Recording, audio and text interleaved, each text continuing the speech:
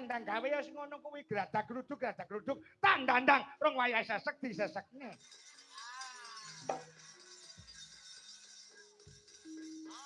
Kita lek semangat semego ngono.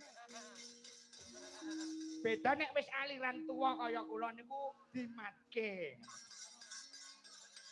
Dimatke saurunge dijak perang iki diiling-ilingi sik. Ditakoni omahe ngendi umur-umurane pira. Lah saiki mung bras-bres. Upane yo sik rasa-rasane kok lah iya. Anake ratu Wirata Prabu Matswapati jan gedhe dhuwur gagah banget ya Kang. Lah iya. Lagek kelas 3 SMKI, SMA wae wis kaya ngono tandange. Lah iya. Nek bapake kesel enek sing genteni. Lah iya. Nggoh, mantuk mawon, Nggoh. Mantuk mawon. Oh. Yen kowe ngejak aku mulih tegese kowe nyepelekne lawan Kadek Dayani.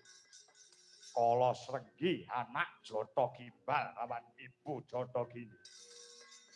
Minggir tak ora arikan barisan negara Wirata.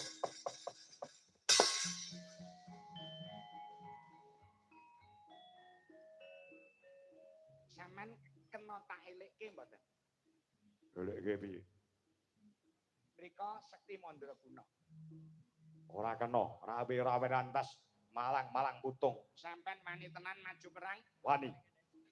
Ayo nyododo didodo. Yen pancen sampeyan ora kena tak penggah, nggih, mengki kerja sama kali kula. Lah rak ngono. Kerja sama piye? Sampeyan maju perang, kula teng wingking tata-tata gawe bandosa nggih ngusung mayit sampeyan cakep. Kok pecel jek enak golekne bandosa. Lah ngene lho, lek tuwek iki ngomong sithik der, ngomong sithik.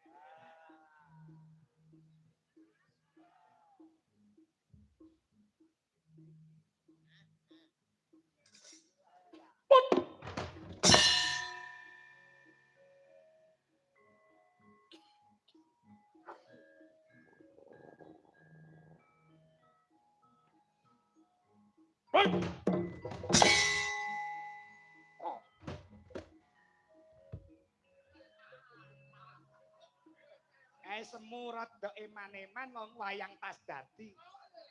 Weh, pal-pal lek milik pulasane mentong.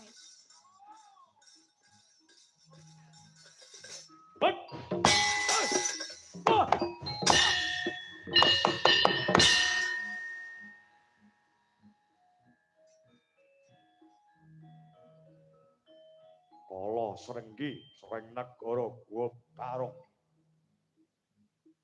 Ndi Janaka rasa golek sing ora ana. Ayo aku tanding ngono parek.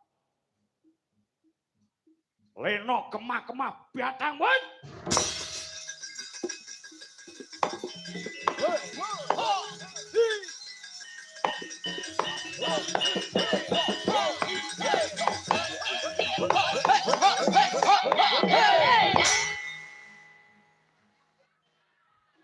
Sing tuwek padha ae.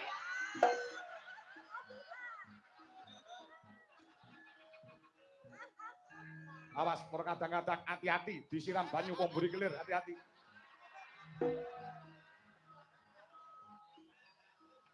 Wut.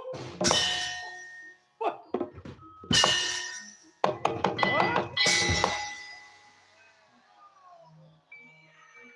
Ora nek sing iso lek ora aku.